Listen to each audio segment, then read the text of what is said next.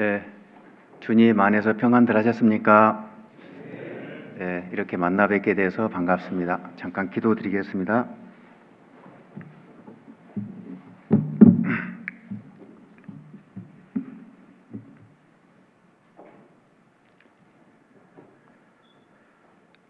거룩하시고 자비로우시며 저희들을 사랑하시는 살아계신 하나님 아버지 감사합니다. 하나님을 알지 못한 채 세상에서 방황하며 죄 가운데 살고 있던 저희들을 말씀으로 불러주시고 주 예수님께서 십자가에서 흘리신 보혈로 저희들의 모든 죄를 영원히 씻어주셔서 값없이 구원받아 영원한 천국에 이를 수 있도록 구원해 주신 하나님 감사합니다. 주님의 몸된 교회 안에 지체로 붙들어 주시고 오늘까지 주의 은혜 가운데 거하게 해주신 것 감사합니다. 주님 앞에 가는 그 날까지 오로지 주님의 영광을 위해서만 살아갈 수 있도록 붙잡아 주시고 행여나 저희들 아직 변화되지 못한 여러 가지 어리석은 부분들 하나님의 말씀으로 온전케 해 주셔서 주 앞에 더욱 귀하게 살아가는 모든 분들 되게 도와주옵소서. 하나님의 도우심이 없이는 저희는 한시도 바르게 살 수 없고 넘어질 수밖에 없다는 것 너무나 잘 알고 있습니다. 저희의 연약함을 아시는 주님 늘 말씀으로 일깨워 주시고 또 하나님 앞에 어떻게 살아야 될 바를 가르쳐 주시기를 간구합니다. 우리 일상교회 형제 자매님들 각 가정들마다 주님과 복음을 위해 살아가는 데에 어려움이 없도록 모든 필요를 채워주시고 또 남은 때가 얼마 남지 않았다는 것을 기억하고 열심을 품고 주를 섬기는 저희들 되게 도와주옵소서. 오늘도 저희들이 주님의 말씀 앞에 모여 싸우니 교훈과 책망과 바르게 함과 의로 교육하기에 유익한 말씀 각자에게 내려주시고 또 저희들이 하나님을 더 가까이 따라가는 귀중한 시간이 되게 해 주옵소서. 해외에서 복음을 전하고 있는 많은 분들 영육 간에 어려움 없도록 지켜주시고 또 특별히 앞장서서 복음을 전하고 있는 전도인들과 가정들 하나님께서 늘 함께 해주심으로 힘있게 복음이 증거되고 교회들이 든든히 세워지고 더 많은 교회들이 생겨날 수 있도록 역사해 주옵소서. 오늘 말씀의 모든 시종을 주 성령께서만 두루 역사해 주시기를 바라옵고 예수님 이름으로 기도드렸습니다. 아멘. 성경을 찾겠습니다. 고린도 전서 10장을 보시겠습니다.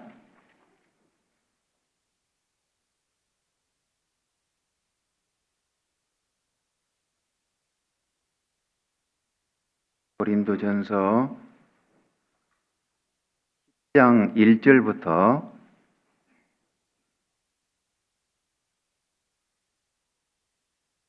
제가 읽겠습니다. 형제들아, 너희가 알지 못하기를 내가 원치 아니하노니 우리 조상들이 다 구름 아래에 있고 바다 가운데로 지나며 모세에게 속하여 다 구름과 바다에서 세례를 받고 다 같은 신령한 식물을 먹으며 다 같은 신령한 음료를 마셨으니 이는 저희를 따르는 신령한 반석으로부터 마셨음에 그 반석은 곧 그리스도시라. 그 밑에 13절 여기도 제가 읽겠습니다.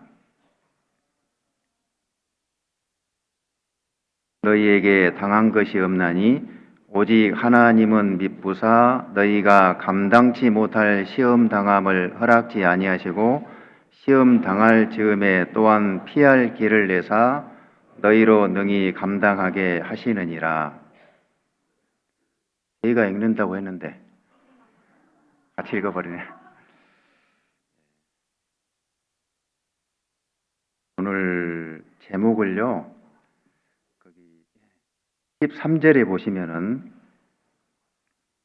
오직 하나님은 미쁘사, 하나님은 주는 미쁘사, 이렇게 제목을 정해봤습니다. 먼저요, 거기 1절부터 한번 잠깐 내용을 우리가 잠깐 알아야 되니까요. 1절부터 보시면은 형제들아 너희가 알지 못하기를 내가 원치 아니하노니, 이 말은 우리가 반드시 알아야 된다는 얘기지 않습니까? 꼭 알아야 된다. 그걸 강조하고 있고요. 우리 조상들이 다 구름 아래에 있고 하나님께서 이스라엘 백성들을 광야에서 인도하실 때 구름 기둥으로 인도에 가셨잖아요. 낮에는, 밤에는 불 기둥으로 인도에 가셨고, 거기 바다 가운데로 지나며, 그렇죠? 이거는 이제 홍해 바다를 걷는 것을 말하고 있습니다. 그 다음에 2절에 모세에게 속하여 다 구름과 바다에서 세례를 받고, 그러니까 홍해를 건너는 동안에도 구름이 같이 움직인 거죠. 그래서 다 구름과 바다에서 세례를 받고 이렇게 표현한 겁니다. 홍해를 통과한 것을 침례받은 걸로 이렇게 말씀하신 것이죠. 그 다음에 3절에 다 같은 신령한 식물을 먹으며 다 같은 신령한 음료를 마셨으니, 그러니까 이스라엘이 40년 동안 지내는 동안에 만나가 내려왔잖아요, 하늘에서. 그 신령한 식물을 실제로 먹었고 다 같은 신령한 음료를 마셨다. 그 반석으로부터 물을 공급해 주셨던 것을 말씀하고 있습니다. 여기서 마셨으니 이 말이 헬라 말로 보니까 에피논 이런 뜻이 있더라고요. 계속해서 마셨다, 그런 뜻이 있어요. 그리고 이는 저희를 따르는 신령한 반석으로부터 마셨음에 그 반석은 곧 그리스도시라. 신령한 그 식물 음료를 이렇게 말씀하셨는데 그 공급처가 그리스도였다, 이거를 말씀하고 있습니다. 그래서 여기서요, 다라는 말이 4번 등장하고 있는데, 다라는 게 이제 똑같이 그 말입니다. 똑같이 하나님의 은혜 속에서 이렇게 살았는데 똑같은 혜택을 받고 사는 거잖아요. 그랬는데 그럼에도 불구하고 이제 이스라엘 백성들은 항상 원망하고 불평하고 또 불순종하고 했잖아요. 그래서 그거에 대한 그 얘기를 하면서 대표적인 죄가 4가지가 나옵니다. 거기 7절부터 7절에는 이제 우상숭배 이 죄를 지적을 했고요. 8절에는 간음, 9절에는 주를 하나님을 시험했다는 거죠. 그 다음에 10절에는 원망했다. 그래서 그들이 망한 것이다, 이렇게 말씀한 겁니다. 그래서 5절에는 그러나 저희의 다수를 하나님이 기뻐하지 아니하신 고로 저희가 광야에서 멸망을 받았느니라. 하나님은 다수를 기뻐하는 것이 아니다. 숫자가 많고 적음 그것에 별 관심이 없잖아요. 누가 하나님 뜻대로 사느냐, 거기에 이제 관심이 있는 것이죠. 그래서 이 말씀을 하셨습니다. 그래서 다수라도 잘못 살면은 다 버릴 수도 실제로 있지 않습니까? 하나님은요, 사람이 아니시기 때문에 우리가 이제 이스라엘의 역사를 통해서 이제 이 내용을 교훈 받을 수 있습니다. 그래서 이제 마지막 시대를 살고 있는 우리도 교훈을 받아야 되는데, 그래서 11절에 경계를 받자는 겁니다. 11절에 저희에게 당한 이런 일이 거울이 되고 또한 말세를 만난 우리의 경계로 기록하였느니라. 마지막 시대를 사는 우리는 이스라엘을 통해서 항상 교훈을 받아야 되는데요. 이스라엘은 거울이잖아요. 본복입니다. 그래서 이스라엘 역사를 잘 보고 우리는 또 그 길을 따라가면 안 되기 때문에 이제 경계를 받자. 그 얘기를 하고 있고요. 그래서 그 하나님은 항상 보면은 예나 지금이나 동일한 방법으로 이제 역사를 하시기 때문에 우리가 이제 성경을 접할 때는 항상 중요한 것은 자기하고 접목을 시켜야 됩니다. 그래서 이스라엘에게 그런 역사가 있었다는 것을 이해하는 정도에서 끝나면 안 되고 거기에서 우리 각자가 교훈을 받고 우리는 경계를 반드시 받아야 되고 그렇게 살 수 없잖아요. 반복해서 실수를 해서는 안 되기 때문에 이런 말씀을 하신 겁니다.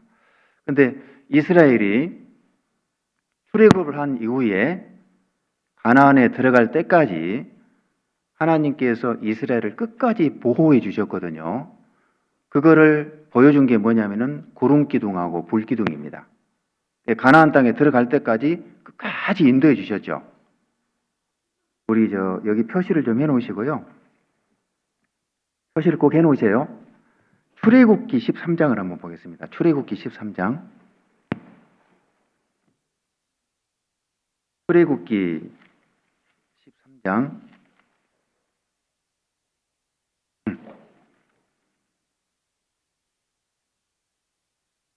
21절하고 22절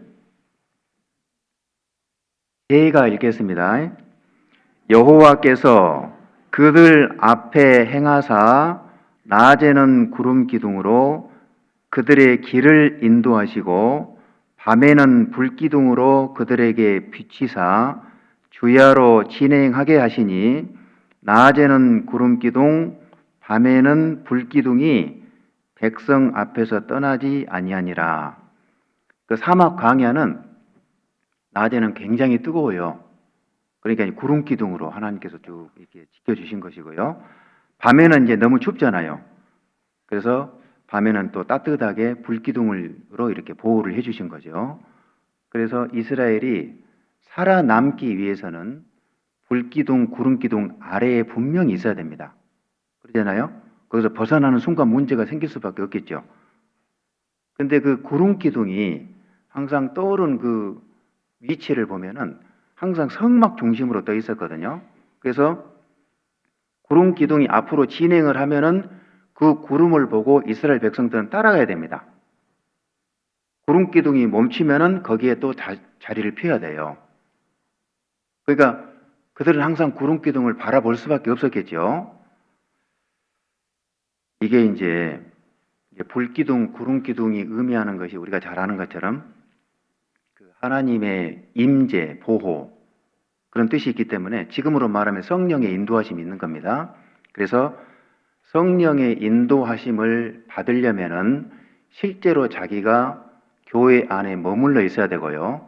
교회 안에 머물러 있어야 그 성령의 인도하심을 쭉 따라가는 것을 경험을 할 수가 있거든요. 그렇잖아요? 여기 한번 보겠습니다. 신명기 1장을 봐보세요. 신명기 1장. 신명기 1장.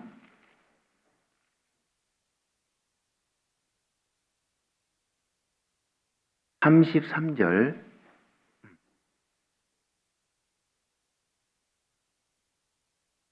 여기는 같이 한번 읽어보겠습니다. 그는 너희 앞서 행하시며 장막 칠 곳을 찾으시고 밤에는 불로 낮에는 구름으로 너희의 행할 길을 지시하신 자니라. 그러니까 광야교회 당시에는 불기둥, 구름기둥으로 인도함을 받았다면은 지금 우리 시대에는 신약 시대에는 교회 시대에는 성령의 인도하심을 받는 거잖아요. 그래서 성령께서 말씀으로 교회 안에서 계속 우리의 행할 길을 가르쳐 보여주고 계십니다. 그래서 진리의 성령이 오시면 그가 너희를 모든 진리 가운데로 인도하시리니 요한복음 16장 13절에 진리 가운데로 그러니까 항상 하나님은 말씀을 진리 가운데로 우리 쭉 인도해 가시는 게 있잖아요. 신앙생활을 한마디로 말하면은 교회 안에서 말씀으로 인도함을 받는 생활, 그렇게 정리할 수 있겠습니다. 그래서 이스라엘이 광야길을 걸어갈 때에 가장 중요한 게 뭐였겠어요? 구름기둥 아래에 분명히 머물러 있어야 되는 겁니다. 거기서 벗어나면 문제가 생겨요. 마찬가지로 우리도 불기둥, 구름기둥 아래에 머물러 있다는 게 뭡니까? 교회 안에 머물러 있어야 돼요. 교회 안에.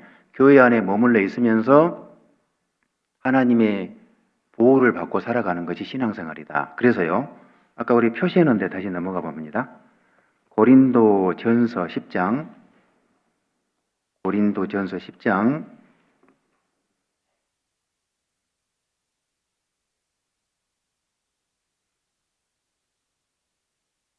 1절에 보겠습니다. 다시. 그래서 여기 보면은 형제들아 너희가 알지 못하기를 내가 원치 아니하노니 반드시 알아야 된다. 우리 조상들이 뭐라 했습니까? 다 구름 아래 있고 그랬단 말입니다.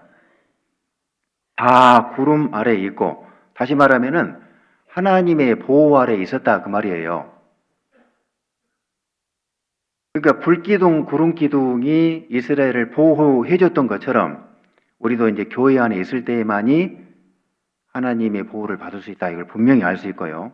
근데 이제 이스라엘이 아주 그냥 수시로 하나님 앞에서 불순종하고 불평하고 막 이런 일들이 많았는데 그럼에도 불구하고 불기둥, 구름기둥은 안 떠났습니다. 참 이게 은혜인 것 같아요. 하나님 앞에 실수도 하고 불순종의 길을 걸어갔는데도 불구하고 40년 내내 불기둥, 구름기둥이 떠나가지 않았다. 만약에요, 조금만 우리가 뭘 잘못해가지고 실수도 하고 막 넘어지기도 하고 그러지 않습니까? 그랬을 때에 하나님이 우리를 떠나버린다면, 성령께서 떠나버린다면 우리는 이미 망해도 이미 망했겠죠. 근데 떠나지 않습니다. 끝까지 인도해 가십니다. 우리가 천국에 들어갈 때까지 분명히 인도하시는 게 있습니다. 우리 해야 될 일이 뭐겠어요? 구름 아래 다 머물러 있어야 되거든요. 이게. 자, 여기 한번 보겠습니다. 느헤미야 9장을 봐봐요. 느헤미야 9장. 에스라, 느헤미야 이렇게 나가죠. 느헤미야 9장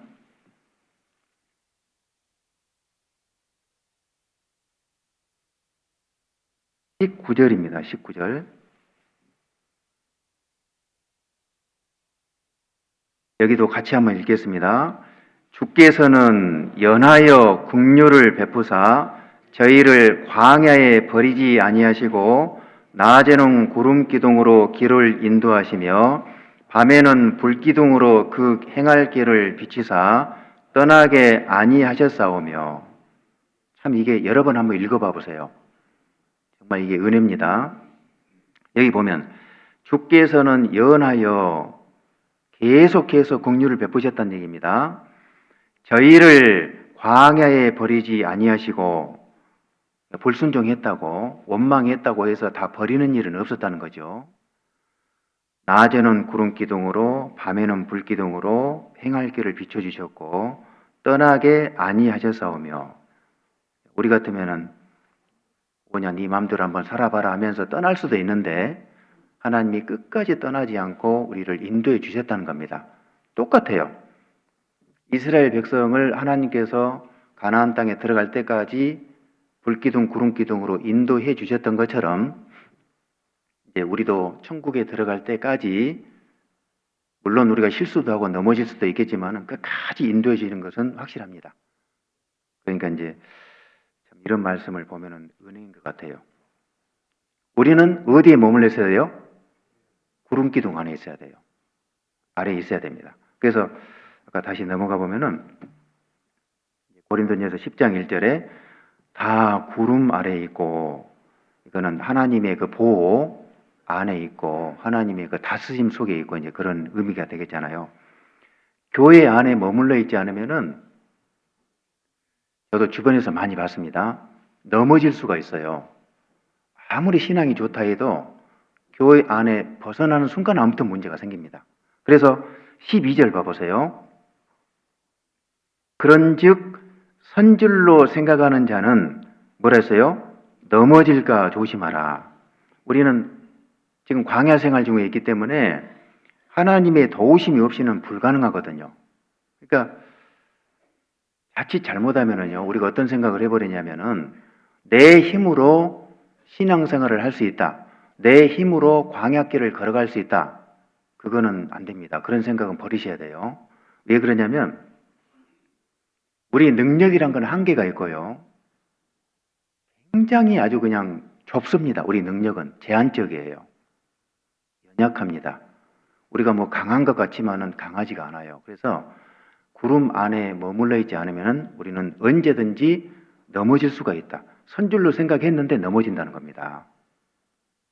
지금 우리 시대에 지금 이제 우리는 정말 마지막 시대이기 때문에 우리는 지금 진짜로요.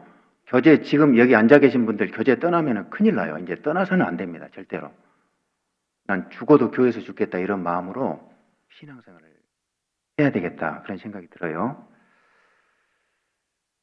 이제 또 하나 생각을 해볼 것이 광야길은 자기가 출발하고 싶다고 해서 출발이 되는 게 아니잖아요. 멈추고 싶다고 해서 멈춰지는 것도 아니고 반드시 뭘 따라가야 된다고요? 구름을 보고 가요. 구름 기둥을 보고 가야 됩니다. 구름 기둥을 쭉 따라가다 보면은 멈출 때 거기서 멈춰야 돼요. 그러니까 이스라엘 백성들은 항상 관심사가 구름 기둥입니다. 저게 언제 움직이냐 이제 그걸 보고 있을 거 아닙니까? 1년 동안 머물러 있으면은 그 자리에 있어야 돼요. 한 달 동안 머물러 있으면 한 달 동안 거기서 움직이지 말고 있어야 됩니다. 어쩔 때는 하루가 될 수 있고 이틀이 될 수가 있어요. 여기 보세요. 민수기 9장을 한번 보겠습니다. 민수기 9장. 민수기 9장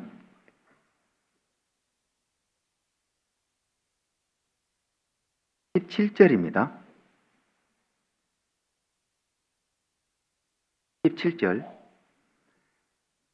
구름이 성막에서 떠오르는 때에는 이스라엘 자손이 곧 진행하였고 구름이 머무는 곳에 이스라엘 자손이 진을 쳤으니 이스라엘 자손이 여호와의 명을 조차 진행하였고 여호와의 명을 조차 진을 쳤으며 구름이 성막 위에 머무는 동안에 그들이 유진하였고 멈췄다는 겁니다.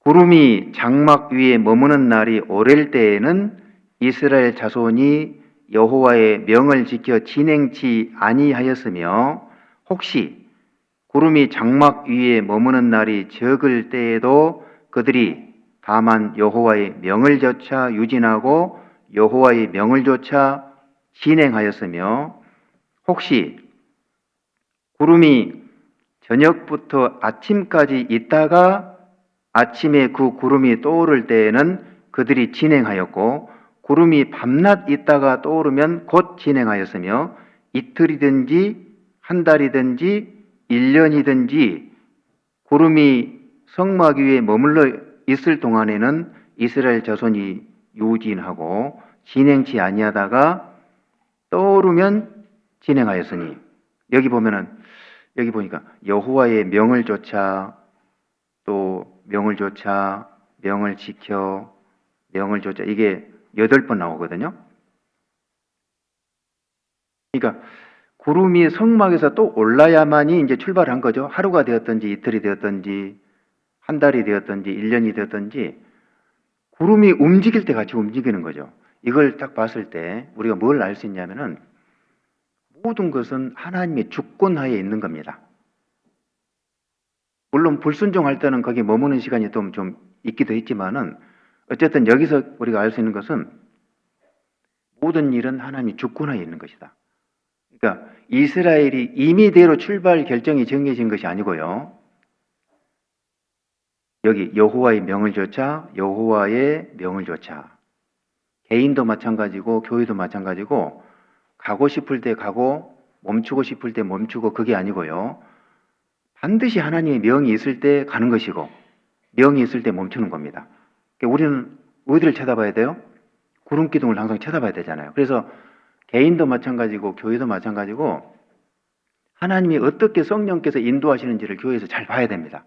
어쩔 때는 때로는 굉장히 급하게 인도하실 수도 있고 어쩔 때는 너무나 지루할 정도로 답답할 정도로 천천히 진행시킬 수도 있고 그래요. 신앙생활 하면서 이제 아는 것이 그건 것 같더라고요. 이게 마음은 답답해 죽겠는데 하나님이 천천히 가자고 할 때가 있어요. 개인도 마찬가지라고 생각을 합니다. 하나님 뜻대로 인도하시는 것이 분명히 있습니다. 그래서 여기 한번 찾아볼게요. 잠언 한번 보겠습니다. 잠언 21장을 한번 보겠습니다. 잠언 21장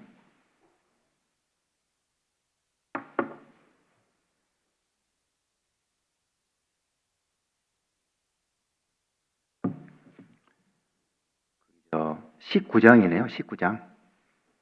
죄송합니다. 19장 21절입니다. 19장 21절. 같이 한번 읽어보실까요? 사람의 마음에는 많은 계획이 있어도 오직 여호와의 뜻이 완전히 서리라. 우리 마음은 아무튼 나름대로 막 이런 계획도 해보고 저런 계획도 해보고 계획을 세울 때 이렇게 저렇게 막 해보지 않습니까? 그런데 우리 계획대로 되는 것이 많아요, 적어요? 가만히 보니까 많지 않아요. 계획대로 잘 안 됩니다. 최종적으로는 하나님이 계획대로 되는 겁니다. 최종적으로는. 신앙생활을 해가니까 그걸 알겠어요. 시간이 지나놓고 보면은 하나님 뜻대로 되었다는 게 보여지잖아요. 그때는 잘 모르는데. 그죠? 그러니까 이게 우리가 하나님을 의지할 수밖에 없는 게 뭐냐면은 내 계획대로 모든 것이 진행되는 것이 아니다. 그 뒤에 봐보세요. 20장 봐보세요. 20장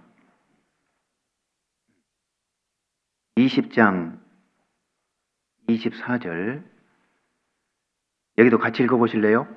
사람의 걸음은 여호와께로서 말미암나니 사람이 어찌 자기의 길을 알 수 있으랴. 이것도 100% 사실이잖아요. 여호와께로서 말미암나니 우리는 개인의 미래를 몰라요. 한치 앞을 모릅니다. 지금 우리가 말씀 듣기 위해서 이 자리에 앉아 계시지만은 지금 이 자리에 앉아 있을 거라고 생각을 해봤습니까? 우리가? 몰라요. 하나님 은혜 가운데 지금 우리가 앉아 계시는데 어쨌든 여호와께로서 말미암는 것이 확실합니다. 그래서 하나님께서 구원받은 이후에 지금까지 인도해 주셨다면은 앞으로도 분명히 하나님 은혜 가운데로 인도해 주실 거예요. 우리 그거 믿을 수 있거든요. 그래서 지금까지 인도해 주셨기 때문에 하나님께서 우리도 그렇게 인도해 주실 것이다. 믿을 수 있고요. 제가 이제 그 영혼 상담을 가끔 갈 때에 그렇게 기억력이 좋고요. 참 강직하신 분인데 죄송합니다. 이게 저 치매 있잖아요. 치매가 와가지고 너무 그 초라하게 그렇게 강했던 분인데 참 그런 모습을 보면은 참 사람이란 게 할 수 있는 것이 너무나 없구나. 이게 누가 치매에 걸리고 싶어서 걸리고 싶은 분은 없을 거 아닙니까? 참 그렇게 참 큰 소리 치면서 살았던 사람이 참 그런 초라한 모습을 보게 되니까 참 이게 사람 뜻대로 되는 것이 없는 거예요. 이게 그리고 그런 어르신들을 상담을 할 때 나도 언젠가는 저 자리에 있을 수도 있겠다 이런 생각이 들어요. 그러니까 좀 더 마음이 또 이렇게 숙연해지는 것도 있더라고요. 어쨌든 우리는 우리의 인생길을 한치 앞을 모른다는 겁니다. 하나님으로부터 말미암아서 우리 길이 인도되고 있다는 거 분명히 아셔야 되겠습니다. 하나 보겠습니다. 또 에레미야 10장을 한번 보겠습니다. 에레미야 10장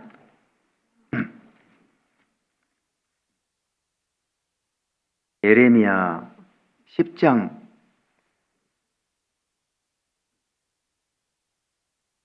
23절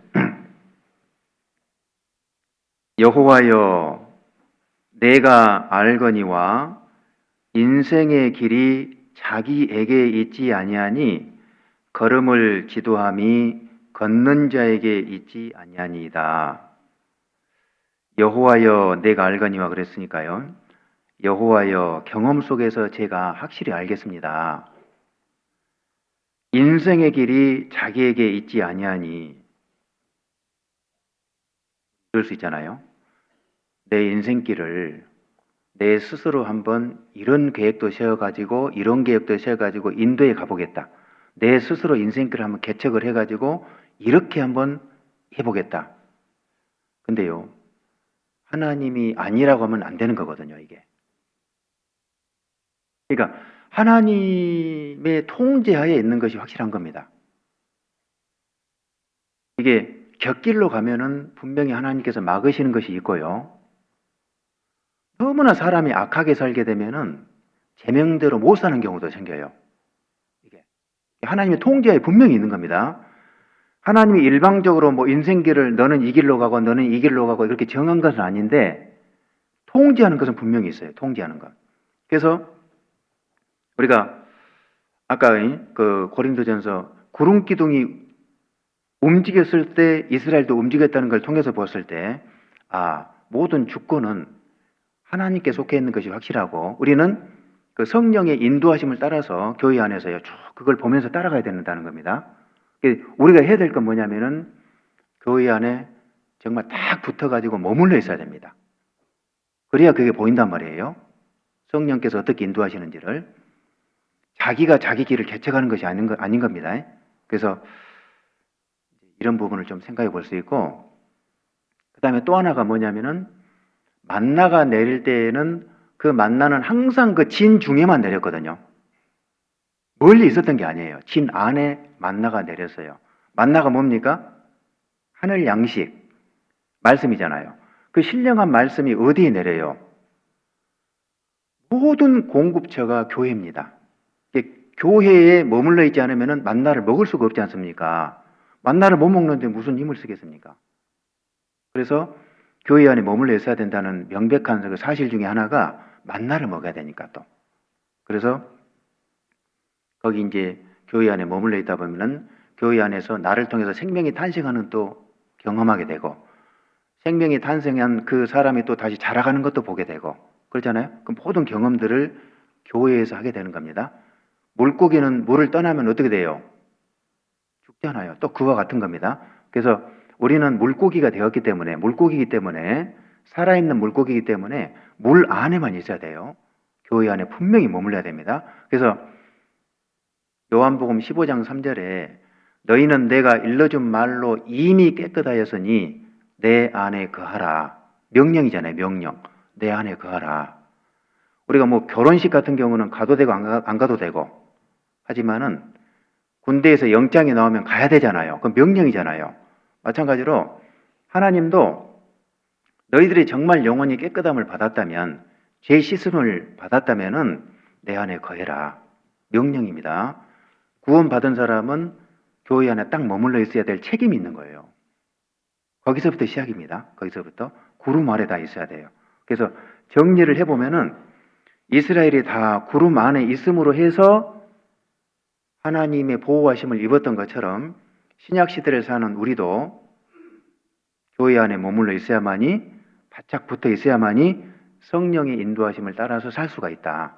그걸 이제 확실히 배울 수가 있는 것이죠. 그 다음에 고린도전서 10장 다시 넘어가 보겠습니다.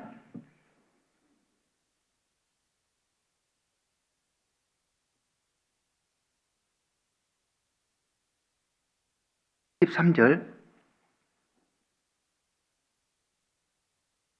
사람이 감당할 시험 밖에는 너희에게 당한 것이 없나니 오직 하나님은 미쁘사 너희가 감당치 못할 시험 당함을 허락지 아니하시고 시험 당할 즈음에 또한 피할 길을 내사 너희로 능히 감당하게 하시느니라. 우리 안에는 영이라는 게 있기 때문에요. 우리 이제 안에 영이 하나님을 닮았잖아요. 그러니까 하나님이 우리 각자를 정말 지극히 사랑하시는 것이 확실한데요. 그러다 보니까 우리가 비록 죄 가운데 나와서 죄를 짓고 살아왔지만은 예수님의 그 십자가의 은혜를 통해서 우리가 구원을 받고 지금 이 자리에까지 와 있단 말입니다. 근데 구원을 받은 이후에도 하나님은 계속 우리를 인도해 가시면서 혹시 우리가 이제 곁길로 나갔을 때도요, 하나님 붙잡아 주시는 것이 있고 피난처가 되어 주시는 게 확실합니다. 피난처입니다. 피난처. 우리에게 피할 길이 있다는 게 너무나 중요한 것 같아요. 여기 피할 길을 내사 그랬잖아요. 근데 피할 길을 내사 이 말도요, 자기가 주님을 의지하고 나갈 때 피할 길을 주시는 것이지, 주님 의지하지 않고 나갔을 때는 피할 길도 없어요. 그러니까 우리가 이제 살아가면서 얼마든지 시험에 빠질 수는 있겠는데 정말 자기가 그 시험으로부터 빠져나오기를 원해야 되고요. 그러면 반드시 하나님 피할 길을 주신다. 피할 길을 주신다는 그 말 속에는 하나님이 우리를 눈동자처럼 지금 지켜보고 있다는 얘기도 되는 거예요. 맞지 않습니까? 그러니까 눈동자처럼 지켜보고 있고, 아, 이 사람이 지금 피할 길을 바라고 있거나 그랬을 때 피할 길을 주신다는 거예요. 그래서 여기에 오직 하나님은 미쁘사 그랬죠. 이 미쁘사 그 말은 참되시고 진실하다 그 말이거든요. 그러니까 하나님은 참되시고 진실하신 분이다. 너무나 자비가 풍성하신 분이시다. 그런 분이시기 때문에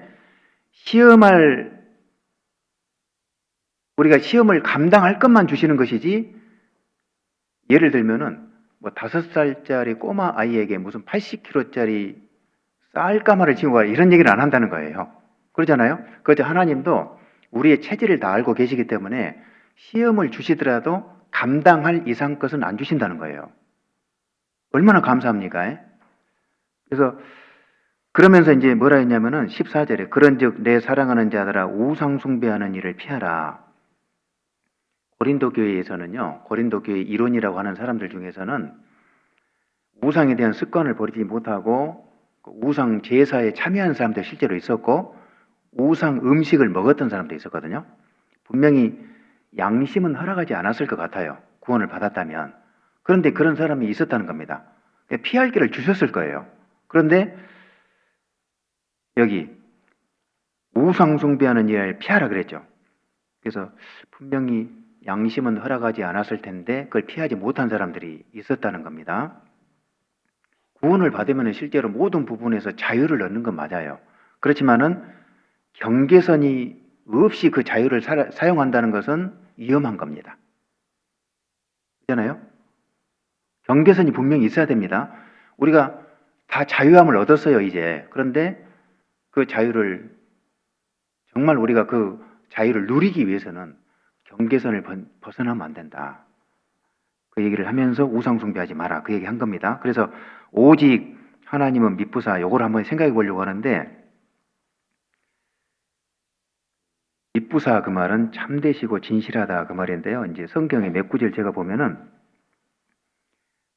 디모데 후서 2장 13절에 보면 우리는 미쁨이 없을지라도 주는 일양 미쁘시니 그런 말씀이 있죠. 하나님은 항상 참되시고 진실하신 분이다. 일양 미쁘시니. 또 디모데전서 1장 15절에도 보면은 미쁘다 모든 사람이 받을 만한 이 말이요. 그리스도 예수께서 죄인을 구원하시려고 세상에 임하셨다 하였도다. 죄인 중에 내가 괴순이라. 미쁘다. 여기도 그 말씀 하셨죠? 그러니까 참되고 진실하신 그 말씀이라는 겁니다. 하나님. 그래서 우리도 그 말씀을 받을 수 있다. 얼마든지. 고린도전서 1장 9절에는 너희를 불러 그의 아들 예수 그리스도 우리 주로 더불어 교제케 하시는 하나님은 미쁘시도다. 그래서 복음으로 우리를 부르셔가지고 교제 안에 두신 그 하나님, 교제케 하시는 그 하나님은 참되고 진실하신 분이시다. 그 하나님은 지금 이 자리에도 계실 거 아니에요. 디도서 1장 9절에는 미쁜 말씀의 가르침을 그대로 지켜야 하리니 그 하나님은 미쁘신 하나님이시기 때문에 참되시고 진실하신 분이시기 때문에 말씀도 참되고 진실하다. 그 얘기가 되겠죠. 히브리서 10장 23절에도 또 약속하신 이는 미쁘시니 우리가 믿는 도리의 소망을 움직이지 말고 굳게 잡아라. 약속하신 이는 미쁘시니, 하나님은 미쁘신 하나님이시기 때문에 우리는 소망을 굳게 잡을 수가 있잖아요. 하나님은 거짓말하지 않잖아요. 데살로니가 후서 3장 3절에는 여기는 한번 찾아보겠습니다. 데살로니가 후서 3장 3절 한번 보겠습니다. 데살로니가 후서 3장 3절.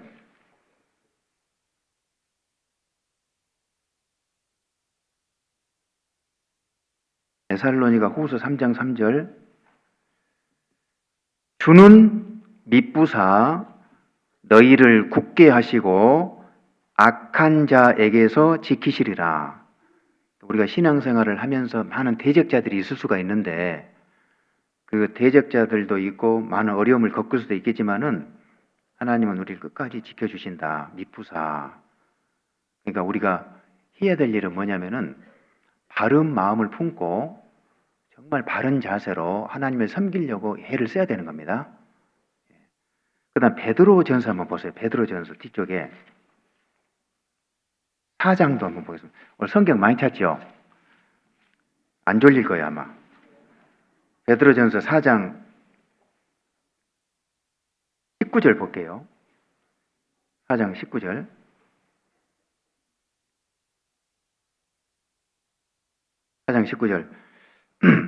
그러므로 하나님의 뜻대로 고난을 받는 자들은 또한 선을 행하는 가운데 같이 읽어볼까요? 그 영혼을 미쁘신 조물주께 부탁할지어다. 자, 왜 이 말씀을 하셨을까요? 미쁘신 조물주께 부탁할지어다. 감당할 시험 밖에는 허락하지 않기 때문에, 감당할 시험만 허락을 하시기 때문에 미쁘신 조물주께 부탁할지어다. 우리에게 순교를 허락하실까요? 순교? 혹시 그런 거 생각해 보셨어요? 하나님이 나 순교하라고 하면 어떻게 하지? 아마 모르긴 몰라도 거기까지는 허락을 안 하실 것 같아요. 그죠? 감당할 시험만 주시는 겁니다. 하나님은 미쁘신 하나님이시기 때문에 그런 생각을 해볼 수 있는 겁니다. 그래서 우리의 삶을 완전히 그냥 하나님께 맡기고 사는 것이 맞는 거예요. 완전히 맡기고. 그 사랑의 대상자를 돈을 사랑하는 사람도 있고 세상을 사랑하는 사람도 있고 자기를 사랑하는 사람도 있고 자식을 사랑하는 사람도 있는데 나쁜 건 아니죠. 그런데 그 사랑의 대상자를 분명히 해야 됩니다. 나는 예수님만 사랑하겠다고 마음을 좀 이렇게 확실하게 하는 게 중요해요. 사랑의 대상자를 좀 확실하게 하고 살아야 분명해지거든요. 자기의 삶도. 그래서 미쁘신 하나님이시기 때문에 우리는 얼마든지 하나님께 맡길 수가 있고 사랑의 대상자를 나는 예수님을 정말 신랑으로 모시고 예수님만 사랑하면서 살겠다. 그러면 될 거 아니에요? 충분히 그렇게 할 수 있잖아요. 왜? 하나님은 미쁘신 분이니까.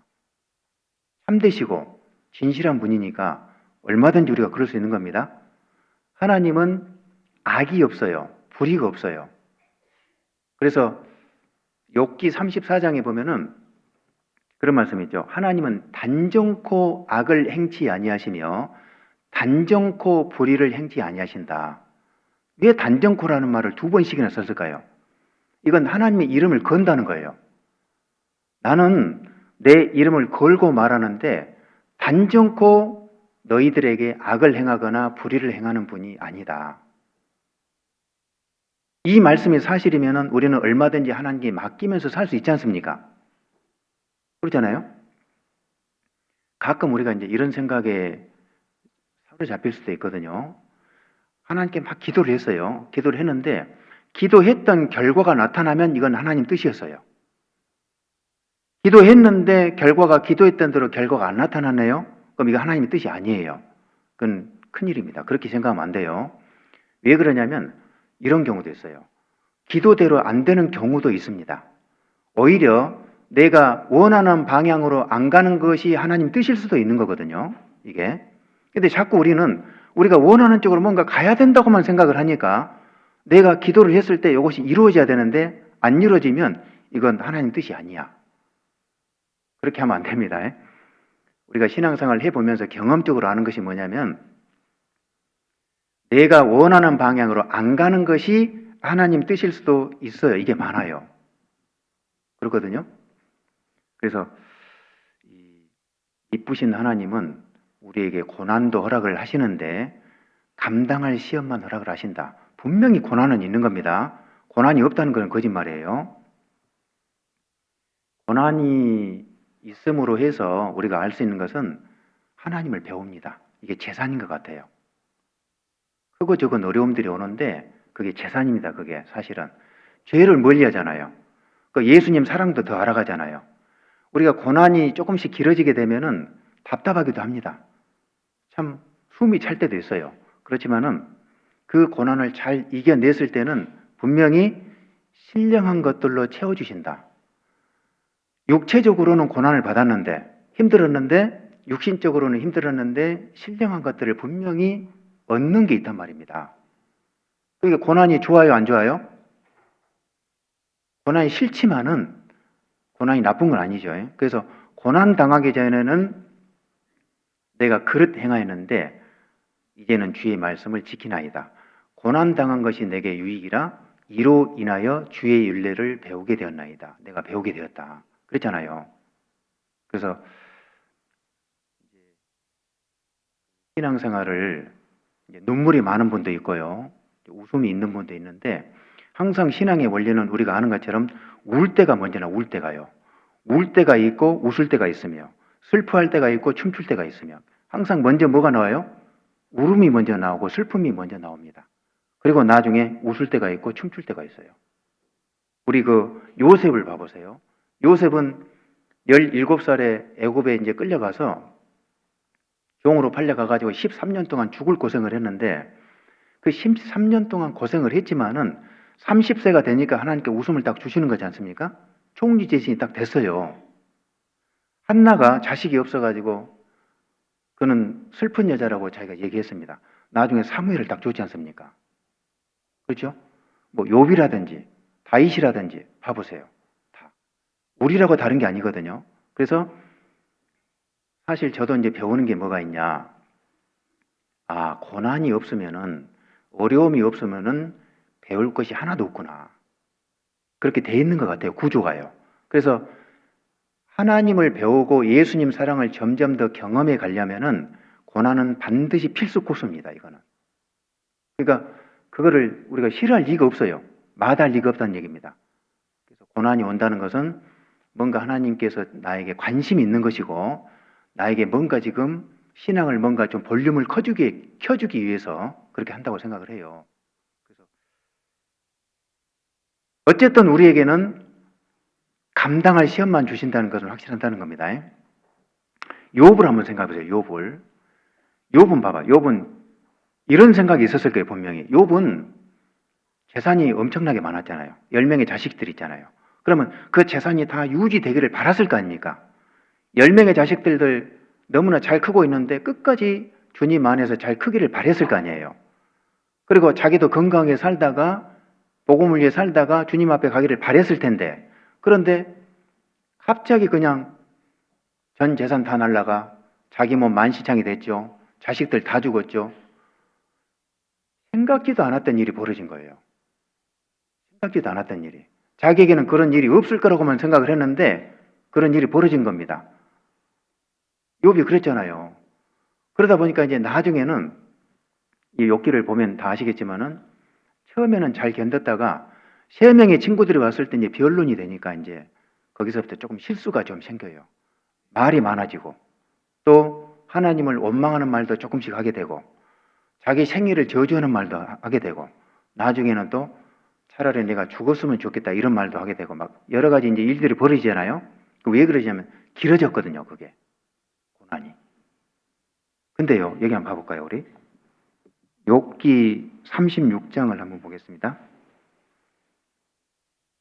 욥기 36장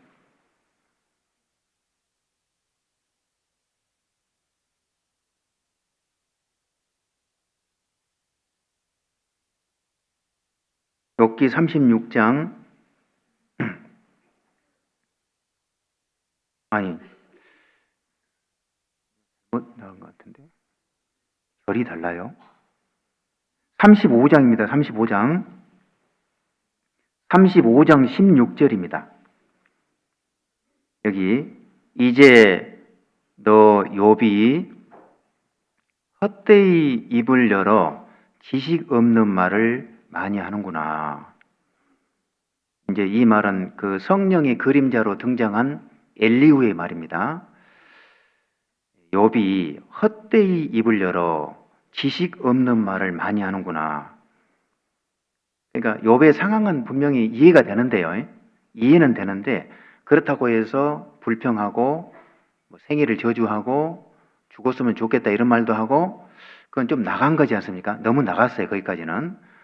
그러니까 너무 고통스럽다 할지라도 이 하나님이 허락하신 길이라고 딱 믿고 조금만 인내했으면 더 좋았을 뻔했는데 말을 많이 한 겁니다. 이제 그러다 보니까 실수를 하고 된 거죠. 그런데 그 36장 15절 보겠습니다. 그래서 이제 이 말을 하거든요. 엘리후가 36장 15절에 하나님은 공고한 자를 그 공고할 즈음에 구원하시며 학대당할 즈음에 그 귀를 여시나니 그러므로 하나님이 너를 공고함에서 이끌어내사 좁지 않고 넓은 곳으로 옮기려 하셨은즉 무릇 내 상에 차린 것은 살찐 것이 되었으리라. 하나님은 이런 분인데요. 여기 공고할 즈음에 구원하시며 넓은 곳으로 옮기려 하셨다. 아무리 코너에 몰렸어도 사람이 죽으라는 법 없잖아요. 우리한테는 특히. 근데 하나님은 끝까지 고통스럽게 하시는 분은 아닐 텐데 네가 조금만 더 참았으면 좋았을 뻔했는데 그러지 못했다는 겁니다. 욥에게. 그래서 공고할 즈음에 구원하실 텐데 분명히 또 넓은 곳으로 옮기려 하려는 하나님의 뜻이 있었는데 그러니까 이게 보면은 인내가 참 필요한 거죠. 인내가요.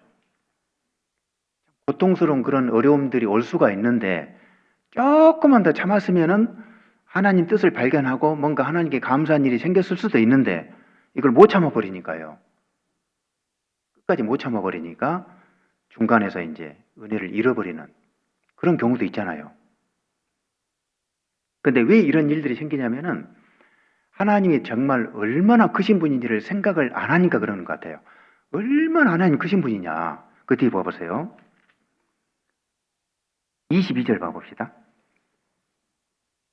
22절 같이 읽어보실래요? 하나님은 그 권능으로 큰 일을 행하시나니 누가 그같이 교훈을 베풀겠느냐. 큰 일을 행하시나니 상상할 수 없는 큰 일을 행하시잖아요. 사실 우리는 현재의 일만을 가지고 이제 이렇게 생각을 많이 하지 않습니까? 현재 일을.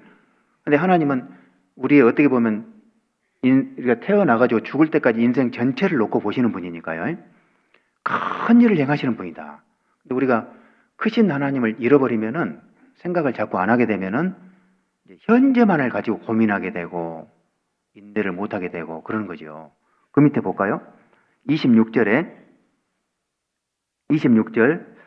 하나님은 크시니 우리가 그를 알 수 없고 37장 5절에도 보면은 하나님이 기이하게 음성을 울리시며 우리의 헤아릴 수 없는 큰 일을 행하시느니라. 36장 27절부터 쭉 그 끝절까지 보면은요. 물의 순환, 우리 그 전도 집회 때 가끔 듣죠. 물의 순환. 하나님 물을 끌어올려 가지고 구름이 되게 해 가지고 바람 불게 해서 이동시켜서 그 물이 비가 돼서 떨어지게 해서 또 다시 순환시키고 이거를 생각을 해봤을 때 얼마나 크신 하나님이에요. 우리는 상상도 못할 일이잖아요, 이게요. 물을 끌어올려가지고, 보이지 않는 수증기를 끌어올려가지고 구름 만들어요. 그래가지고 이동시켜요. 바람 불게 해가지고. 비가 내리네요.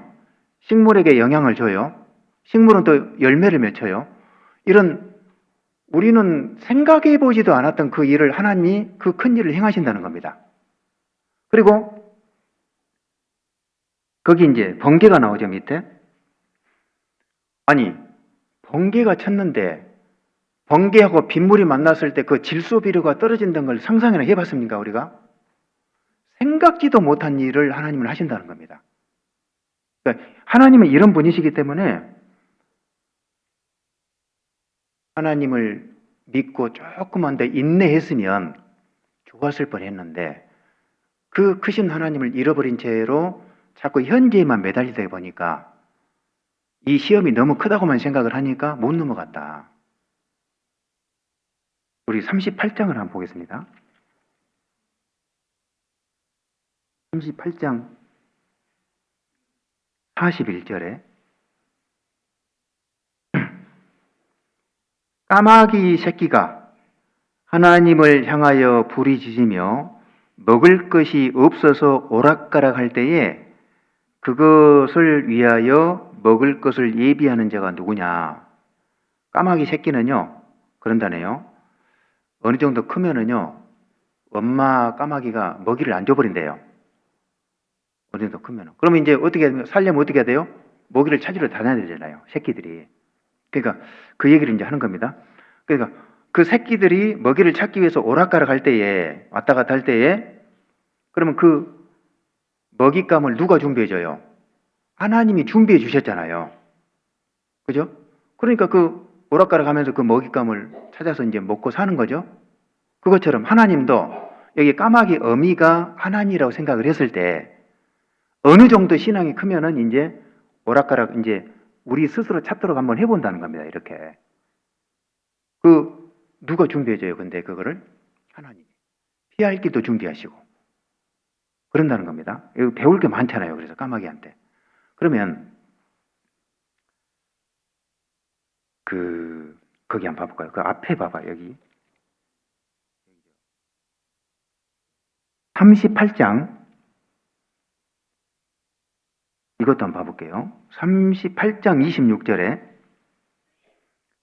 38장 26절 사람 없는 땅에 사람 없는 광야에 비를 내리고 황무하고 공허한 토지를 축축하게 하고 연한 풀이 나게 하였느냐? 그러니까 요거는 이제 앞에 연결해가지고 보면은 하나님은 큰 일만 행하시는 분이 아니고 아주 세세한 부분까지 하나님께서는 관심을 갖고 있다. 그걸 표현한 거거든요. 세세한 것까지. 그러니까 사람이 전혀 살지도 않는 그 광야에 사람이 관심도 쏟지 않는 그 광야에 하나님 비를 내려가지고 그 풀들이 자라게 한다는 거예요. 우리는 관심도 없는데 광야에 뭐 풀이 자라든지 말든지 무슨 관심이 있어요? 근데 거기까지도 하나님이 세세하게 관심을 가지고 그 풀이 자라게 해주시잖아요. 그럼 이제 봐보세요. 자, 그분이 하나님이시라면은 구원받은 우리에게 눈동자처럼 지키시는 우리에게 하나님이 그냥 내버려 두겠냐는 거예요. 시험을 주시는데 죽을 때까지 그 시험을 그냥 허락을 하시겠냐는 겁니다. 분명히 하나님이 언젠가 스톱할 때가 있다는 거예요. 이게 감당할 시험만 주신다는 겁니다. 이건 우리가 믿어야 될 것 같아요. 감당할 시험만 있어요. 감당할. 이게 하나님은 미쁘신 분이다. 우리가 살다 보면은 이제 형통한 날도 있고 좀 공고한 날도 있고 형통한 날에는 뭐라고요? 기뻐하고 공고한 날에는 생각하라. 형통한 날에는 당연히 기뻐하겠죠. 공고한 날에는 혹시 내가 뭘 잘못했나 한번 돌아보라는 거예요. 생각해보라는 거예요. 그럼 내가 뭘 어떻게 해야 되나 생각을 해보라는 거예요. 그러니까 좋은 일이든 안 좋은 일이든 간에 하나님께서는 나에게 뭔가 필요했기 때문에 주시는 것이고요. 끝까지 하나님께서 내버려 두지는 않는다. 피할 길을 주신다. 그리고 또 하나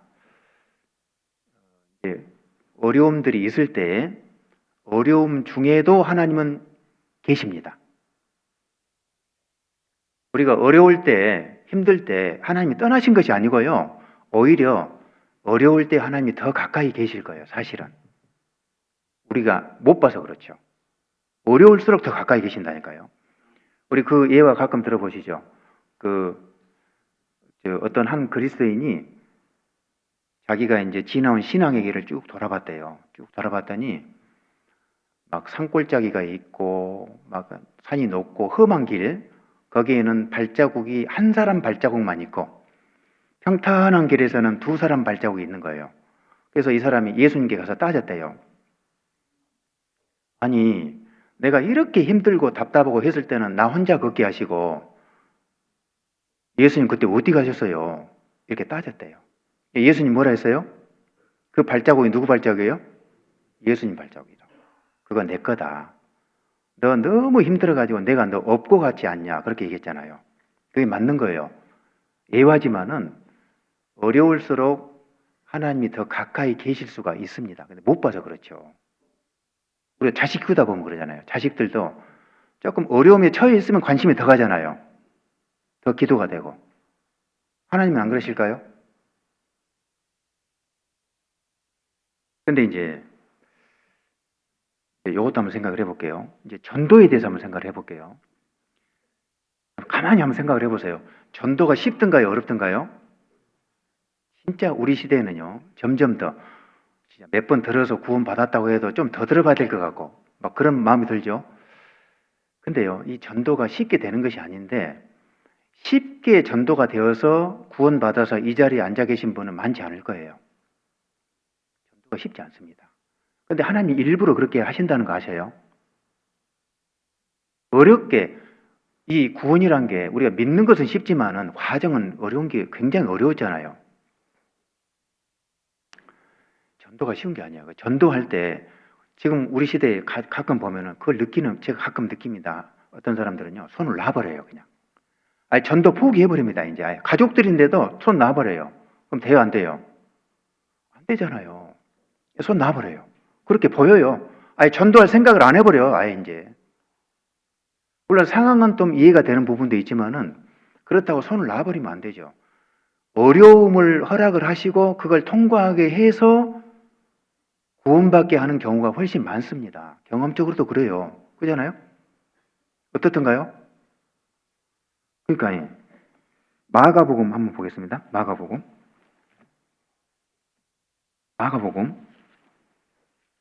6장을 보겠습니다.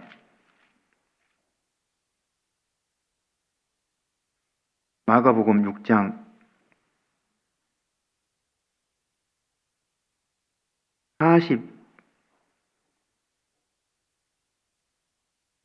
45절. 예수께서 즉시 제자들을 재촉하사 자기가 무리를 보내는 동안에 배 타고 앞서 건너편 벳세다로 가게 하시고 무리를 작별하신 후에 기도하러 산으로 가시다. 저물매 배는 바다 가운데 있고 예수는 홀로 무태에 계시다가 바람이 거스림으로 제자들이 괴로이 노젓는 것을 보시고 밤 사경 즈음에 바다 위로 걸어서 저희에게 오사 지나가려고 하시매. 그러니까 여기 이제 위에 보면은 30절부터 쭉 보면은 오병이어의 기적을 행한 이후에 예수님께서 제자들에게 재촉을 해서 먼저 벳세다로 가게 했거든요. 아까 45절에. 그리고 예수님은 기도하기 위해서 산으로 가셨습니다. 산으로. 그럼 제자들하고 예수님이 이제 떨어져 있는 거예요. 같이 있는 게 아닙니다. 제자들은 이제 배 타고 갈릴리 호수를 건너가고 있는 중이고 예수님은 이제 기도하고 계셨겠죠. 산에서. 그런데 이제 거기 바람이 거스림으로 48절에 제자들이 괴로이 노젓는 것을 보시고, 그러니까 풍랑이 이제 일어난 거죠. 그러니까 제자들이 거기서 괴롭게 이제 노를 젓고 막 거기를 뚫고 가는 겁니다. 그 풍랑을 뚫고 가요. 그때 누가 나와요? 누가 옵니까? 예수님 물 위로 다 걸어서 오잖아요. 이렇게. 여기엔 안 나와 있지만은 만일 주시거든 나를 명하사 물 위로 오라 하소서. 베드로가 그렇게 얘기했죠. 베드로가 용감하게 뛰어들었잖아요. 오라 그랬더니 뛰어들었잖아요. 그래서 걸었어요. 일부 걷다가 이제 물에 빠졌죠. 무서워 빠져가는지라 예수님이 손을 내밀어서 이제 베드로를 건져 얹었죠. 그래서 믿음이 적은 자여 왜 의심하였느냐. 그게 이제 다른 성경에 나옵니다. 그때 그 풍랑에 막 괴롭게 이제 노를 젓고 있을 때 예수님을 만났어요. 요걸 한번 우리가 한번 그 생각을 한번 해보세요. 막 노 젓고 있고 예수님이 걸어서 와서 딱 만났는데 예수님이 바다에 잠잠하라 했더니 바다가 잠잠해져 버렸어요. 그리고 이제 그 뒤에 봅시다. 여기 53절 볼게요.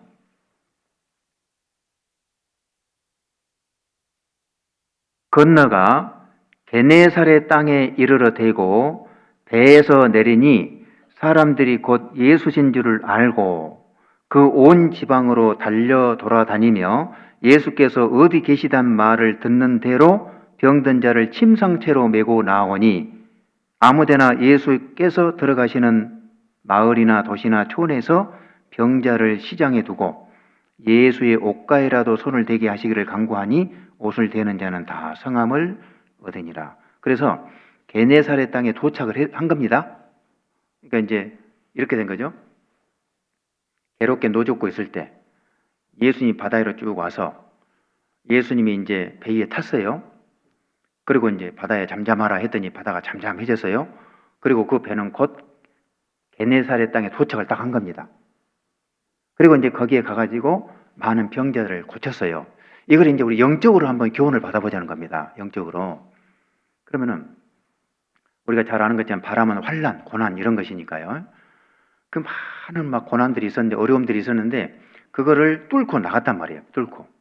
그 중에 그 어려움 중에서 예수님을 만났고 예수님과 함께 가서 병자들이 고쳤다. 그러면 그 병자들이 구원받는 어떤 모형으로 우리가 생각을 해본다면은 어려움을 통과하게 하셔가지고 게네사렛 땅에서 병자들을 구원받는 일이 실제로 생겼다는 거예요. 그러니까 하나님이 가만히 보면은 우리에게 풍랑을 허락하시는 거죠. 풍랑을 허락하는데 제자들이 예를 들어서 아이고 힘들다 다시 돌아가자고 해서 돌아가 버렸어요. 그러면 게네사렛 땅에 병자들이 구원받아요 못 받아요? 못 받잖아요. 그래서 하나님이 그 중간중간에 어려움을 통과하게 하시면서 그걸 통과하게 되니까 이제 실제로 나를 통해서 영혼들이 구원받는 일들이 생기더라. 이렇게 교훈을 받아볼 수 있거든요. 그렇게 하신다는 겁니다. 그래서 어려움을 괜히 주시는 것이 아니고 뭔가 하나님이 우리에게 목적하는 바가 있고 뭔가 깨닫게 해주시는 게 분명히 있을 거예요. 그래서 통과하게 하시고 나중에는 분명히 하나님 역사가 일어나도록 우리가 해야 될 것은 어렵다고 해서 포기하면 안 된다는 겁니다. 어쨌든 가야 돼요. 어쨌든 가다 보면은 아 그래서 하나님이 이런 일을 허락하셨구나. 그때서 알겠지만은 가야 돼요. 어쨌든 우리가 믿어야 될 건 뭡니까? 피할 길이 분명히 있고 감당치 못할 시험은 절대 허락지 않는다. 그리고 우리에게 뭔가 하나님의 역사를 경험하게 할 의도가 있고요. 그리고 전도라는 것도 고난 중에 전도가 되는 것이다. 이렇게 좀 정리하면 좋겠습니다. 왜? 하나님 미쁘신 분이에요. 참되고 진실한 분입니다. 괴롭게 하시려고 그런 것이 아니다는 거예요. 그리고 또 하나 생각해 볼 것이 이쁘신 하나님은 행한 대로 갚아주신 것이 너무나 확실하니까 각 사람에게 그의 행한 대로 갚아주신다 그랬잖아요. 각 사람에게. 단체상이 있어요? 없다는 거 아시죠? 각 사람입니다. 행한 대로 갚아주십니다. 특히 우리가 이제 전도를 했을 때 그 사람이 구원받고 구원받지 않는 것은 저는 둘째 문제라고 봐요. 전도했을 때 우리가 애타게 기도하고 희생해 가면서 전도를 하려고 했던 그걸 하나님 보실 것 같습니다. 그러면 그 상이 얼마나 클까요? 그 상이. 우리 지금 신앙생활을요, 할 때 뭔가 좀 실질적으로 하는 게 좀 필요합니다. 이론이 아니니까요. 우리가 한 사람을 전도해가지고 정말 구원받게 하는 그 일에 쓰임을 받는다는 것이 얼마나 큰 상이 있을까. 행한 대로 분명히 갚아준다 했고요. 성경이 뭐라냐? 면류관이라 했거든요. 면류관. 면류관 있죠. 면류관. 면류관 아무나 주는 게 아니잖아요. 실제로 우리가 천성에 가면은 면류관을 받습니다. 상급을 받는 거예요. 그러니까 상급에 대해서 욕심을 가져야 되잖아요. 하나님은 참되고 진실하신 분이기 때문에 절대 하나님이 약속하신 부분은 거짓말이 없어요. 행한 대로 갚아주시면 행한 대로. 그러니까 전도할 때 좀 그거 필요할 것 같아요. 내가 이렇게 전도를 해가지고 이 사람이 구원받는 것은 하나님께서 해주실 때면 해주실 것이고 혹시 구원이 안 되더라도 내가 할 일을 했을 때 거기에 따라가는 상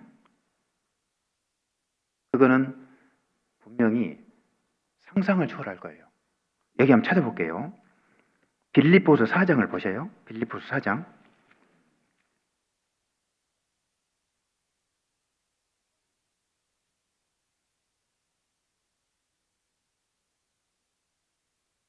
1절입니다.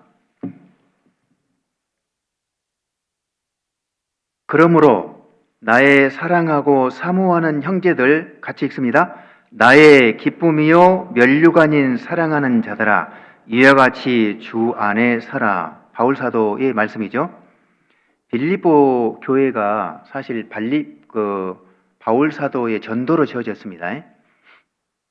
그 사도행전 16장을 보면 루디아와 그 가정이 구원을 받고 간수장과 가정이 구원을 받잖아요. 거기서부터 이제 교회가 시작이거든요. 그거 이제 지금 이 빌립보서는 한 10년쯤 지났을 때 보낸 편지입니다, 이게. 근데 대형 교회가 되어 있거든요. 1장 1절에 읽어보면은 거기에 성도들이 나오고 집사들이 나오고 장로들이 나와요. 그럼 집사들, 장로들이 나왔다는 것은 장로가 한두 사람이 아니었다는 얘기잖아요. 집사들이니까 집사들도 꽤 많았다는 얘기잖아요. 그만큼 10년 동안에 교회가 커져 있었다는 얘기거든요. 근데 여기는 뭐라 했냐면은 나의 기쁨이요 면류관 이렇게 표현했습니다.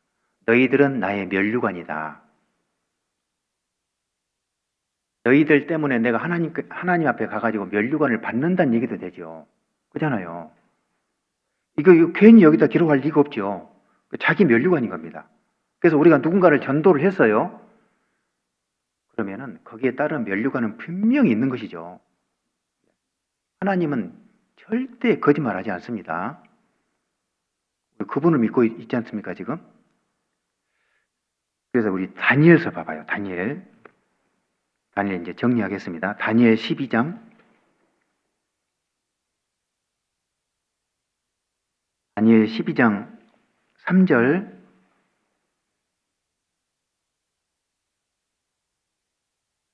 지혜 있는 자는 공창의 빛과 같이 빛날 것이요 많은 사람을 옳은 대로 돌아오게 한 자는 별과 같이 영원토록 비치리라. 저는 여기서 영원토록 비치리라 이게 좀 크게 와닿더라고요. 영원토록 비치리라. 이건 참되신 진실하신 하나님 말씀입니다. 영원토록 비치리라. 우리 스타가 되고 싶죠? 하나님 앞에 스타. 예? 하나님이 실제로 우리가 스타 되기를 원하시잖아요. 소원이잖아요. 전도하셔야 됩니다. 전도하셔야 돼요. 우리 중에는 그런 분은 없겠지만은 손 놓으면 안 됩니다. 전도에 대해서 손 놓지 마세요. 절대로요. 진짜 전도해야 돼요. 전도를 하는데 어려움이 분명히 온다는 걸 기억하고 전도하면 좋겠습니다. 그래서 오늘 제가 다시 한번 넘어갈까요? 이제 마지막으로 한번 읽고 마치도록 하겠습니다. 여기 보면 고린도전서 10장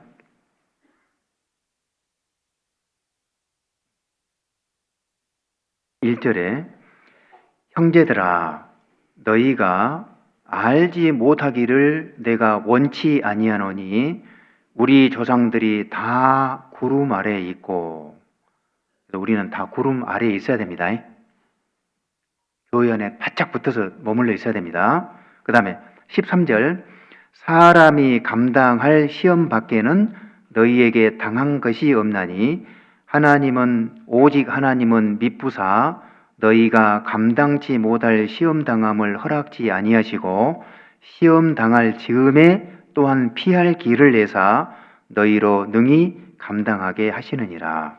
그래서 하나님은 피할 길을 항상 주시는 분이고 하나님은 미쁘신 분이시기 때문에 우리가 정말 인내하고 어떤 상황 속에서도 인내하고 믿음 가운데 살아야 되겠다. 그런 생각이 듭니다. 기도하고 마치겠습니다.